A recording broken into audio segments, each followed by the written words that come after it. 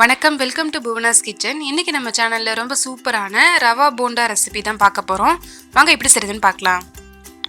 ரவா போண்டா செய்கிறதுக்கு ஒரு மிக்சிங் பவுலில் 3/4 கப் அளவுக்கு ரவை சேர்த்துக்கிறேன். நீங்கள் வறுத்த ரவை, வறுக்காத ரவை எந்த ரவை வேணாலும் சேர்த்துக்கலாம். இது கூட 1/2 கப் அளவுக்கு மைதா சேர்த்துக்கிறேன். மைதாக்கு பதிலாக நீங்கள் அரிசி மாவு சேர்த்து கூட இந்த ரெசிபியை செய்யலாம்.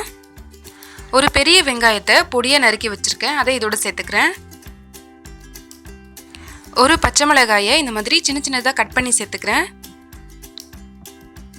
ஒரு துண்டு இஞ்சியை பொடியாக கட் பண்ணிட்டு சேர்த்துக்கிறேன்.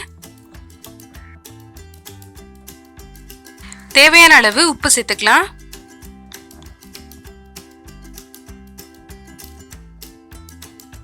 அரை டேபிள் ஸ்பூன் மிளகாய் தூள் சேர்த்துக்கோங்க.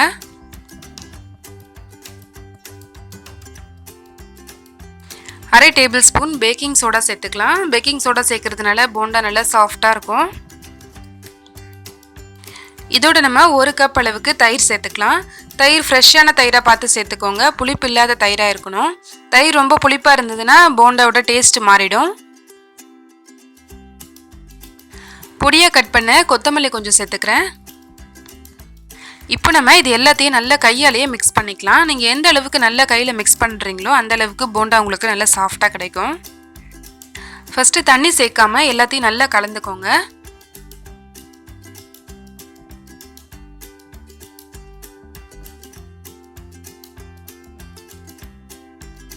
ரொம்ப கெட்டியாக மிக்ஸ் பண்ணக்கூடாது, கொஞ்சம் லூஸாக இருக்கிற மாதிரி மிக்ஸ் பண்ணிக்கோங்க. இப்போ கொஞ்சம் தண்ணி சேர்த்து நம்ம நல்லா மிக்ஸ் பண்ணிக்கலாம். தண்ணி சேர்த்துட்டு கையிலேயே நல்லா பீட் பண்ணுற மாதிரி ஒரு 2 நிமிஷத்துக்கு நல்லா மிக்ஸ் பண்ணிக்கோங்க.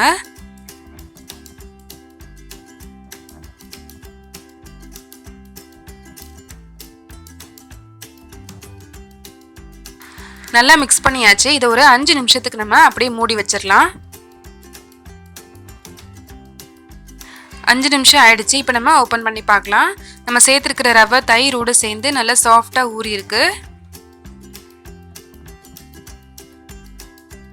இப்போ நம்ம எண்ணெயில் சேர்த்து பொரிச்சு எடுத்துடலாம். எண்ணெய் நல்லா சூடாயிடுச்சு. இப்போ நம்ம மிக்ஸ் பண்ணி வச்சிருக்கிற ரவையை கொஞ்சம் கொஞ்சமாக எண்ணெயில் சேர்த்துடலாம். ஸ்டவ்வை நம்ம மீடியம் ஃப்ளேமில் வச்சுக்கலாம். அப்போ தான் போண்டாவோட உள்ளெல்லாம் நல்லா வெந்திருக்கும், இல்லைனா மாவாக இருக்கிற மாதிரி இருக்கும்.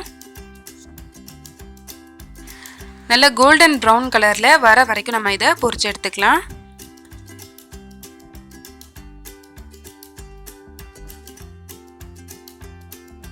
போண்டா நல்லா வெந்துருச்சு, நல்லா ப்ரௌன் கலரில் வந்துருச்சு பாருங்கள். இப்போ நம்ம இதை எடுத்துக்கலாம். இதே மாதிரி எல்லா போண்டாவையும் எண்ணெயில் சேர்த்து நம்ம பொரிச்சு எடுத்துக்கலாம். சூப்பரான டேஸ்டான ஒரு evening snacks rava bonda ready ஆயிடுச்சு. கண்டிப்பாக நீங்களும் உங்கள் வீட்டில் ட்ரை பண்ணி பாருங்கள். இந்த ரெசிபி உங்களுக்கு பிடிச்சிருந்ததுன்னா லைக் பண்ணுங்கள், ஷேர் பண்ணுங்கள், மறக்காமல் நம்ம சேனலை சப்ஸ்கிரைப் பண்ணுங்கள். தேங்க்யூ.